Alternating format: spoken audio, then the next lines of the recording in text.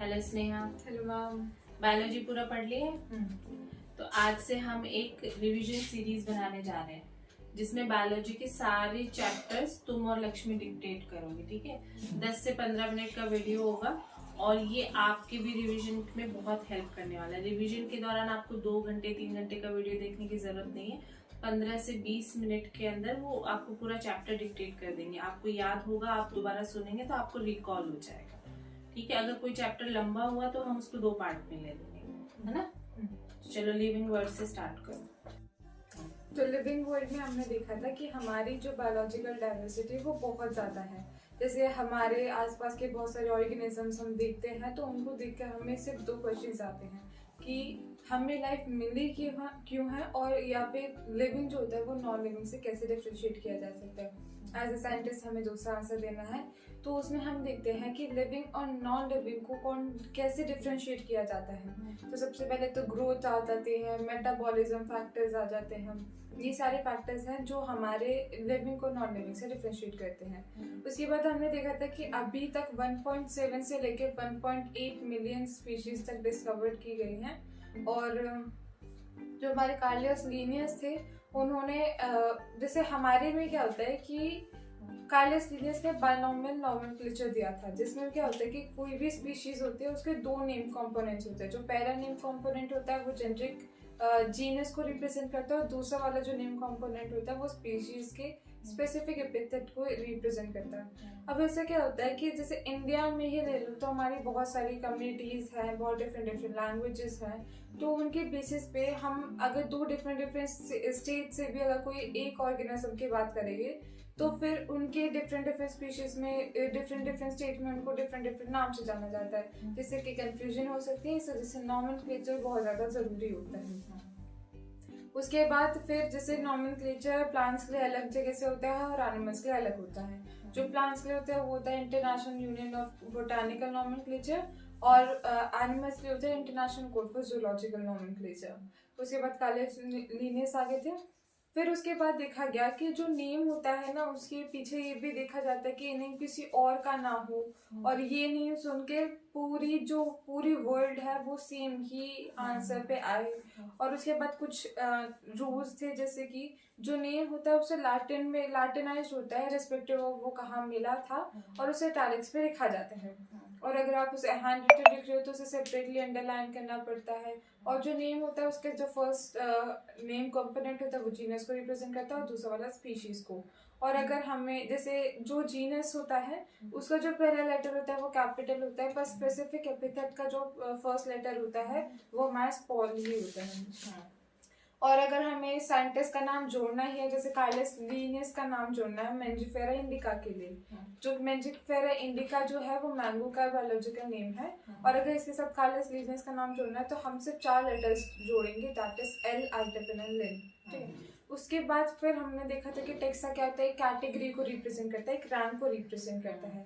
और इस बेसिस में जब हम डिवाइड करते हैं, क्लासिफाई करते हैं, इसी को हम टेक्सोनॉमी भी कहते हैं। इसमें एक्सटर्नल इंटरनल स्ट्रक्चर्स आ जाते हैं, स्ट्रक्चर ऑफ सेल आ जाएगा और डेवलपमेंट प्रोसेसेस आ जाते हैं, ये सब कुछ आ जाते हैं। उसके बाद फिर हमने 4 चीजें देखी थी।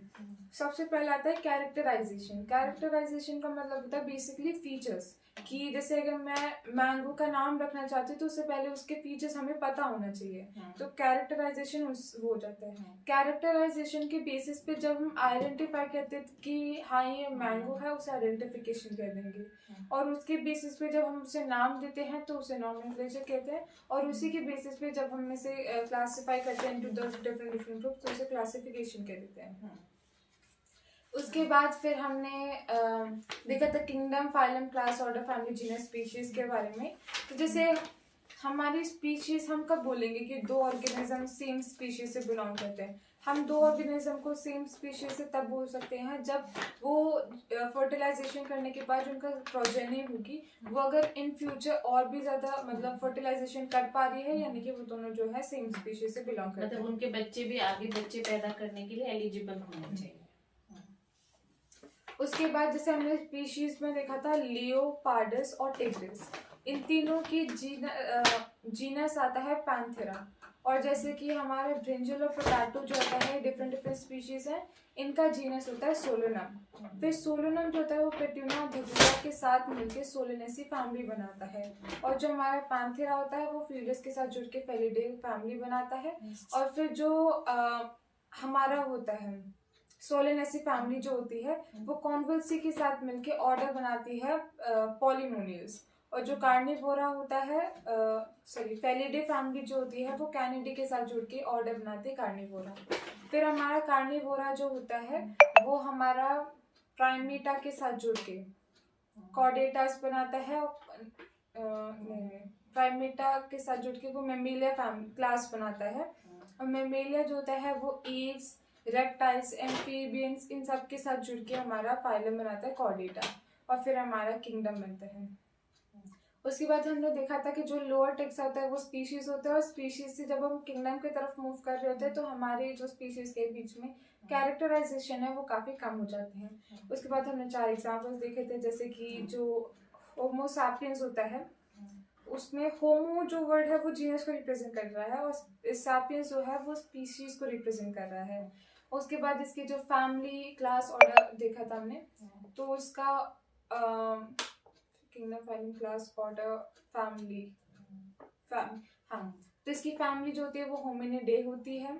और ऑर्डर होता है इसका प्राइमेटा, और क्लास होती है मेमेलिया, और क्लास के बाद हमारा जो इसका फाइलम होता है कॉर्डेटा। उसके बाद हमारा मस्का डोमेस्टिका आ जाता है जो कि हाउस फ्लाई का होता है नेम। मस्का जो होता है वो जीनस को रिप्रेजेंट करता है, डोमेस्टिका जो होता है वो स्पीशीज को रिप्रेजेंट करता है। इसकी जो क्लास होती है, फैमिली जो होती है उसे कहते हैं म्यूसिडी। हाँ, म्यूसिडी। और जो फैमिली के बाद हमारा ऑर्डर जो होता है उसका जिप्ट्रा कहते हैं, और इसकी क्लास इंसेक्टा होती है, और इसका फाइलम आर्थ्रोपोडा होता है। उसके बाद फिर हमने देखा था मैंगो का बायोलॉजिकल नेम होता है मैंजिफेरा इंडिका। जो मैंजिफेरा होता है वो जीनस को रिप्रेजेंट करता है, और जो मैंजिफेरा इंडिका जो होता है वो स्पीशीज को रिप्रेजेंट करता है। जो इसकी फैमिली होती है वो होती है सैपेंडेल एनाकार्डिशा, और इसका ऑर्डर होता है सैपेंडेल्स, और ये इसकी क्लास होते हैं डाइकॉट्स, और इसका फाइलम होता है हमारा वो एंजियोस्पर्म। उसके बाद हमारा आता है ट्रिटकम एस्टिबियम जो वीट के लिए होता है, और ट्रिटकम इसमें वही जीनस को रिप्रेजेंट करता है, और एस्टिबियम इसके स्पीशीज को रिप्रेजेंट करता है। इसकी जो फैमिली होती है वो पोइसीज होती है, और इसका ऑर्डर पोल्स होता है। इसका जो होता है क्लास जो होती है वो इसकी होती है मोनोकॉटिलिडॉन्स, और जो इसका डिवीजन होता है वो एंजियोस्पर्म होता है।